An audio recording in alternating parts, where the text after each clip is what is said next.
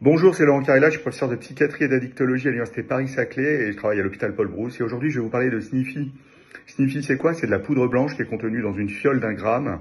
Elle contient de la caféine, de la taurine, de la L-arginine, qui est un acide aminé, de la maltodextrine, de la créatine, des éléments qu'on retrouve dans les boissons énergisantes finalement. Il y a différentes saveurs qui existent aussi, des saveurs fruitées, sucrées ou nature.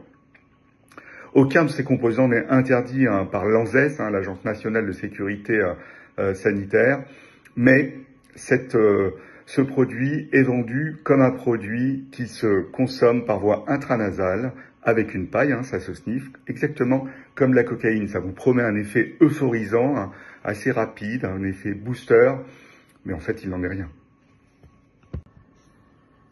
Alors, quels sont les risques? Les risques, il y en a plusieurs. Déjà, sniffer un produit, ça peut irriter les muqueuses nasales, ça peut entraîner une sécheresse, une inflammation, un saignement, des saignements du nez ou même des allergies.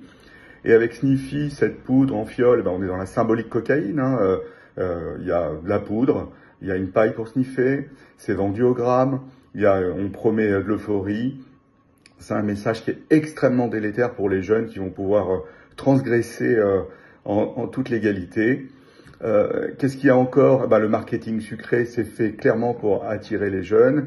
Et attention à la caféine et à l'intoxication à la caféine, qui peut entraîner de l'anxiété, qui peut entraîner de l'irritabilité, qui peut entraîner de l'incohérence, qui peut entraîner un flux de pensée important, un flux verbal important, une envie irrépressible d'uriner, de la tachycardie, des troubles du rythme cardiaque. Et je vous rappelle que la caféine, elle est déconseillée pour les personnes qui ont des problèmes cardiovasculaires, des personnes qui ont des ulcères, des problèmes qui souffrent d'hypertension artérielle, d'ostéoporose, de maladies rénales, d'insomnie et de troubles anxieux.